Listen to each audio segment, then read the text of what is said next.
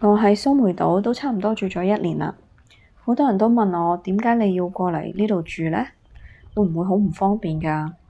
咁今日我就帶大家一齊行去沙灘，然後順便講下點解我要搬嚟呢度啦。第一個原因呢，當然就係因為呢度嘅生活成本低啲啦。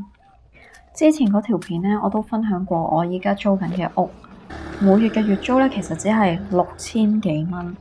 咁大家想象下，如果6000幾蚊，其實喺香港嘅話，只係可以租到一個劏房，而且係一定冇呢個戶外空間。除咗租金之外，其實其他食嘢啊、醫療啊，或者係揸車嘅油錢啊，都係比香港平好多嘅。例如講下食嘢啦，呢度有好多嚟自唔同國家嘅人開嘅餐廳。我哋上次去食咗一間意大利餐廳，係非常之正宗，咁個老闆都係意大利人嚟嘅。我哋每人嗌咗一個 pizza 或者 pasta， 再加一個鮮榨嘅 smoothie， 咁樣最後圍起咧，每人先至係大約100蚊港幣。我一個嘅香港朋友咧，佢都話喺香港根本就好難揾到呢個 level 嘅 pizza， 仲要只係每人100蚊，個性價比咧真係非常之高。我唔知依家香港仲有冇90分鐘限時啦，但係我走之前咧係仲有嘅。如果你係想好快咁食一餐，咁當然冇所謂啦。咁但係如果譬如你約咗一個朋友想好好地傾偈，咁樣其實係都幾難揾到一個可以俾你坐得耐嘅地方。咁蘇梅島呢度咧，所有嘅餐廳同埋 cafe 咧都可以俾你任坐。一嚟呢度人少啲啦，二嚟空間亦都大啲啦。咁所以咧，呢度嘅餐廳我係坐得舒服啲，而且唔使趕住走。仲有就係我暫時去過嘅餐廳嘅服務都非常之好，無論佢係一間喺路邊嘅細餐廳，或者係去到酒店 resort 嗰啲餐廳，服務都係一樣咁好，仲要冇10% 嘅 service charge。除咗某啲旅遊區會有 service charge 之外，呢度大部分嘅餐廳都係冇嘅。講完食嘢之後呢，如果你鍾意做 massage 嘅話咧，呢度有人超級抵，即係譬如一個60分鐘嘅 session 呢，只係400啫。咁計埋其他嘢，日用品嗰啲唔使講啦，就一定係平過香港嘅。特別係如果你買泰牌或者係一啲 made in Thailand 嘅產品，係真係平過其他外國牌子好多。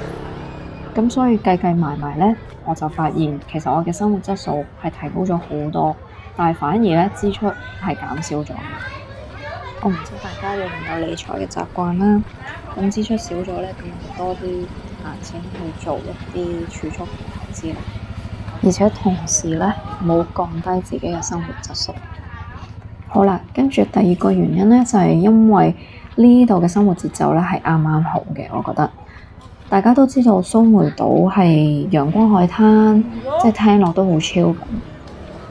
但係咧，同時又唔代表佢冇效率喎。我之前咧其實喺法國住過5年嘅，咁喺嗰度有一樣嘢令我一直都唔係好適應嘅咧，就係嗰個做嘢嘅效率啦。可能整一個文件就要等幾個星期或者幾個月。咁跟住我返咗香港之後咧，其實我就真係非常之欣賞香港做嘢嘅效率。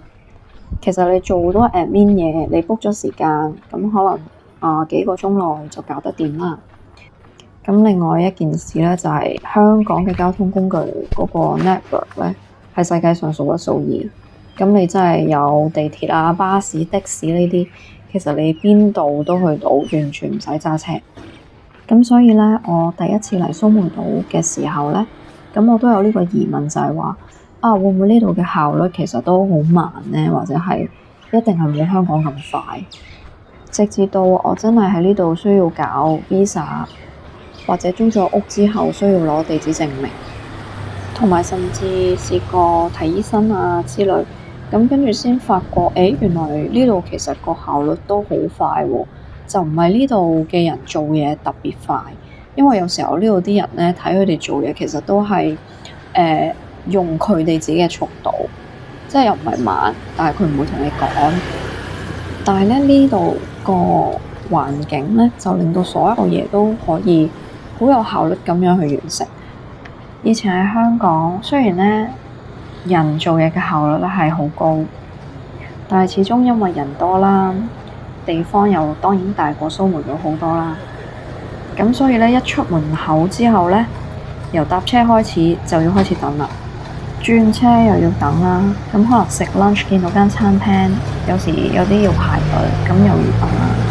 雖然我通常都唔會等噶啦，見到餐廳有排隊嘅話，咁但係你都要花時間揾過另一間餐廳。咁你有時候一日之內需要完成幾件事，咁但係中間咧就要轉車，跟住有好多等嗰樣等呢樣咧，其實嘥咗好多時間。但係咧嚟到蘇梅島之後咧，好多呢啲咁嘅等待咧就消失咗啦。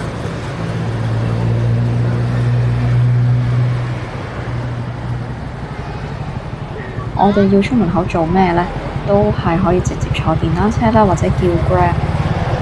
咁通常大概30分鐘就到啦。跟住呢度嘅定居人口一定係比香港少啦。咁所以如果你去啲政府部門做啲 admin 嘢咧，都係好快就可以搞掂啦。例如我有一次喺上網訂咗一啲保健產品，咁啲保健產品喺外國寄過嚟咧，經過泰國係要嗰個海關咧係要打稅嘅，咁我就要去海關嗰個 department 嗰度交稅啦，同埋填一啲表格。我嗰日咧其實預咗大概一個下晝去完成呢件事嘅，因為我覺得咧呢度嘅人好多嘢都係靠訂網、靠運過嚟，咁所以我諗應該有好多包裹要處理啦。咁但係我一去到咧，我只係等咗我諗15分鐘，跟住就有個人埋嚟幫我搞呢啲文件嘅。跟住仲要個服務係好到咧，佢問我攞咗本 passport， 然後成個 form 幫我填晒，我淨係需要簽個名就得啦。結果咧，我入咗去係唔夠30分鐘我就出翻嚟。跟住其他政府部門，例如移民局嗰啲咧，都係好快就搞掂。即係呢個係我暫時嘅經歷啦。咁唔知之後會唔會呢個島越嚟越多人嘅時候就變得唔一樣。跟住，譬如我完成呢件事咧，咁可能好快就可以揸電單車或者搭 Grab 翻屋企，跟住又出發去做另一樣嘢，例如去買餸或者係去寵物店買嘢食俾我啲貓。我喺呢度生活耐咗咧，就發現一日完成嘅事咧係真係多好多，而且亦都冇咁多引誘，所以我可以好專心咁做我自己嘅嘢。然後我自己做嘢嘅效率都變得高咗好多。跟住第3樣咧就係呢度嘅天氣啦，唔好以為天氣唔重要，係對人嘅情緒同埋健康都非常之重要。我以前住喺法國，冬天嘅時間比較長，咁冬天嘅時候咧通常都係好陰天啦。咁呢一樣嘢我都係唔係咁適應嘅，因為陰天對我嘅情緒係影響有啲大，即係成個人會覺得冇咩動力啦，然後會有少少 negative 嘅一啲諗法到某一個 moment 嘅時候。跟住返到香港咧，可能係因為潮濕啦，或者係一啲空氣污染嘅問題啦。咁我咧就成日都生痱滋。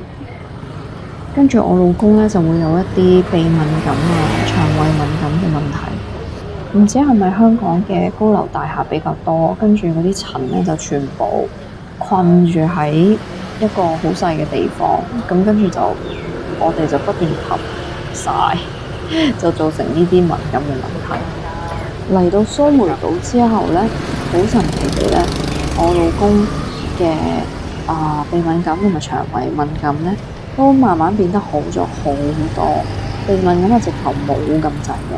咁然後我咧亦都好神奇，就係完全冇生痱滋。然後我喺香港仲有啲城市病，即係嗰啲肩頸痛、頭痛呢啲咧，都冇晒。咁我諗都係因為呢個島四面環海啦，每日啲海風都吹過，而且係冇高樓大廈 trap 住嗰啲塵或者一啲過敏嘅。咁呢度嘅空氣咧，好明顯係清新啲嘅。啲人成日話我成日坐電單車好大灰塵，咁咪又會令到有鼻敏感啊嗰啲咯。但係好神奇地咧，係一啲都冇。咁而且咧，呢度係大部分時間，一年入邊大部分時間都係陽光普照。雨季咧，呢度係比較短嘅，通常就係10月到12月嘅時候。成日接觸陽光咧，係真係令到自己心情好好啦。咁我通常咧朝頭早就會喺屋出邊嘅笪空地嗰度行幾圈，咁樣吸收下朝頭早嘅陽光。跟住又有啲人會問咧，呢度會唔會好似布吉咁有海嘯咧？係唔會嘅，因為蘇梅島係喺泰國灣入邊啦。咁呢個泰國灣呢個 area 咧，嗰個水深咧就太淺啦，咁所以係唔會造成任何海嘯嘅。係啦，咁所以空氣清新咗啦，又接觸到咗多啲陽光啦，咁真係對我嘅健康同埋心情都好好多，醫藥費都少咗好多。OK， 係啦，行到呢度咧，我哋都差唔多到沙灘啦。咁我諗今日就講住咁多個原因先。如果遲啲有機會再分享下有咩其他嘅好處啦。其實每個地方都有佢自己好同唔好嘅。蘇梅島當然都有一啲唔好嘅地方啦。咁我可能喺下條片再分享。但係最緊要嘅咧就係我喺呢個環境入邊咧揾到一個適合我自己嘅方式同埋節奏。係啦，咁我諗人生喺唔同嘅階段咧，需要嘅嘢應該都係會改變嘅。咁咧，蘇梅島咧就係咁啱咁好適合我依家嘅呢個人生階段，重視翻我自己嘅健康、自己嘅生活空間、自由同埋時間。咁另外住喺呢度咧，亦都俾我明白到，原來努力同埋享受生活係可以同時存在嘅。我好長氣講到呢度咧，我哋就終於到咗林麥嘅沙灘啦。咁而家咧係7月啦，居然都仲係好似冇咩人。好啦，咁今日條片就到呢度先，我而家要散步一陣啦。咁我哋下條片再見，拜拜。